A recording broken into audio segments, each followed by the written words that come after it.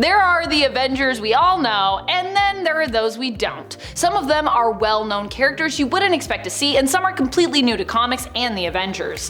While others on the team might have the greatest potential for power, Robbie Reyes is a bit more experienced when it comes to his powers. And even when he was less experienced, he accidentally killed one of the previous Starbrands, Kevin Connor, in Marvel Legacy, which is pretty crazy. For those reasons, I thought we should include him on this list. Robbie Reyes first appeared in 2014 in All New Ghost Rider issue number 1.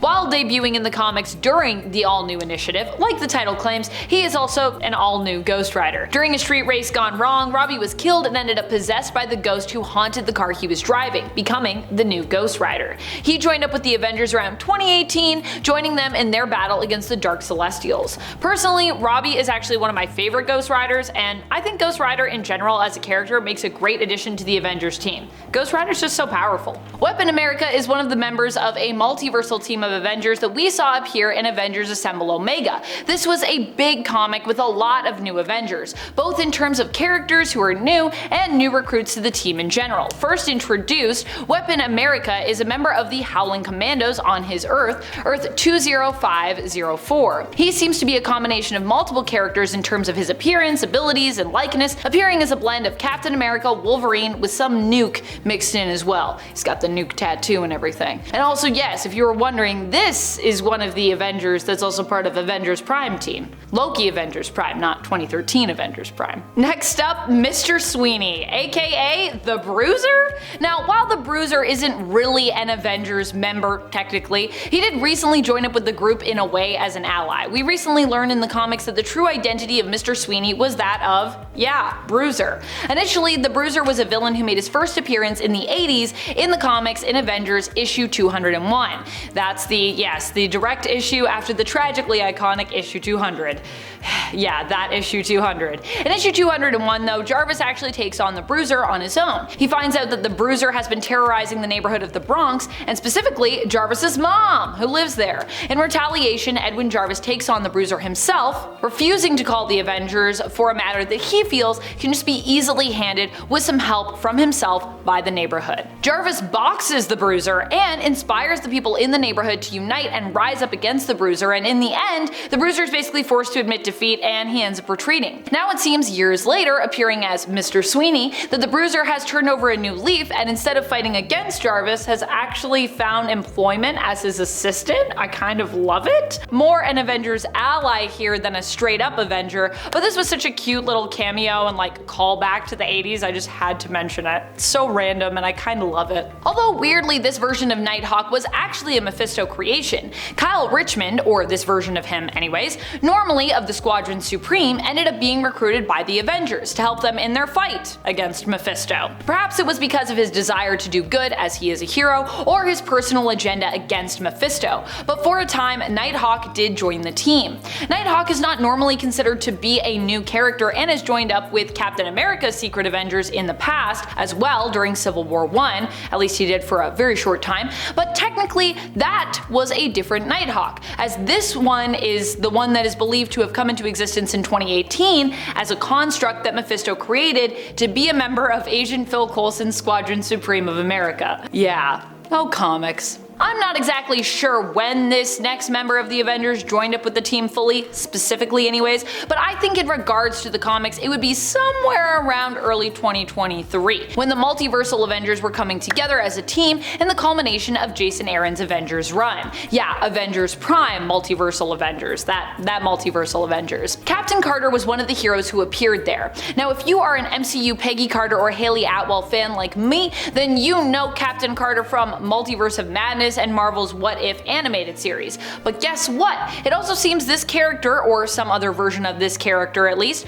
also joined up with the Avengers in the comics as well. She appears throughout the major final story arc of Aaron's run, appearing in the main Avengers series, in Avengers Forever, and in Avengers Assemble Omega. This version of Carter came to be in the place of Steven Rogers. On her Earth, it was Peggy, not Steve, who became the super soldier between the two of them, and so she becomes Captain Carter instead of Captain America. For those that don't know. You know we're in the future when you're recruiting a whole city to your cause. This is exactly what happened here with the Impossible City. The Impossible City was initially used as a base who was in the group of multiversal heroes. Initially in the comics, we aren't actually informed who were the ones that were behind that. What we do know though is after they left their base, their prisoners escaped. This villainous troop was known as the Ashen Combine. The Ashen Combine would then make the city their own base, and it would be the place they had their final stand against the Avengers. When the Ashen Combine was defeated, the Impossible City actually offered to join up with the Avengers team. Oh yeah, the Impossible City is also aptly named because it's sentient as well. Pretty impossible stuff. The Avengers accepted the offer, and as such, the Impossible City became an official member of the Avengers team. So yeah, now they have a whole city on their team. Nathan Summers ended up joining the Avengers team at a time when Captain America was seeking to present a show of unity.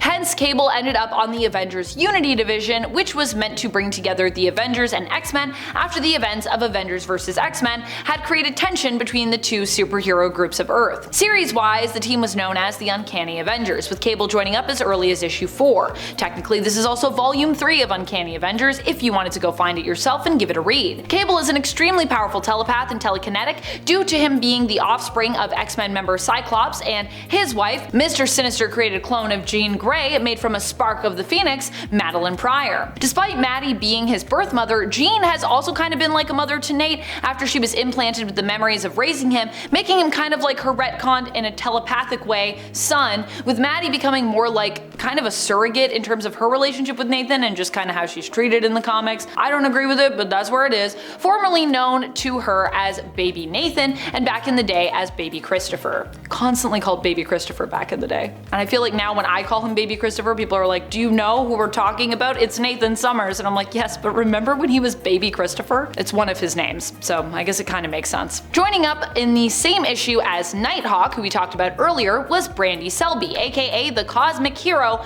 known as Starbrand. Starbrand was initially an infant whom the team adopted and raised together. She would rapidly grow up while in their care and would ultimately end up joining the team as one of their most powerful members. However, her time with the team was short-lived, and in the end she would sacrifice herself as a hero to protect the rest of the Avengers. Also, note to self, if I have a baby and I'm about to perish, maybe don't leave that baby in the care of the Avengers, because it might not work out. Avenger Prime was initially a name used by a character who was essentially all of the Avengers merged together. That version of the character made their first appearance in the 2013 Mighty Avengers series, but another character with that name also appeared much later on in the 2021 Free Comic Book Day Avengers and Hulk comic. There, Avengers Prime was shown to be the leader of the Deathlock Avengers forces who stand guard at the God Quarry, seeking to watch, protect, and warn against major multiversal threats and potential chronal collapses. We'd also come to learn that this Avenger Prime was actually an alternate reality version of Loki, who leads his own massive multiversal Avengers team. Yes, the one that characters like Weapon America appear on, and the Deathlock Avengers. Loki was forced to do this after coming to accept his very important role in the formation of the Avengers across the multiverse and across time. After attempting to dodge their assembling in his own timeline and acting as his Earth's sole protector, he accidentally caused the extermination of all life in his universe. Whoops. After attempting to end it all, Loki woke up in the God Quarry and found himself tasked with protecting all of time, assembling his own extensive team of Avengers to do so. But he was pretty embarrassed, so he mostly just kept to himself and stayed in the shadows. The Phoenix made her first appearance as a member of the Avengers a long time ago, way back in the past in 1 million BC, joining up with the prehistoric or Stone Age Avengers. How does this make her a new member? Well, while in canon this happened a long time ago, it wouldn't be revealed to us readers to have happened until the modern day, as the Avengers of 1 million BC first appeared in 2017 in Marvel Legacy issue number 1. So it's a super old character, but appeared pretty recently. That's about it. I'm your host Amanda McKnight. Until next time, you stay nerdy, YouTube.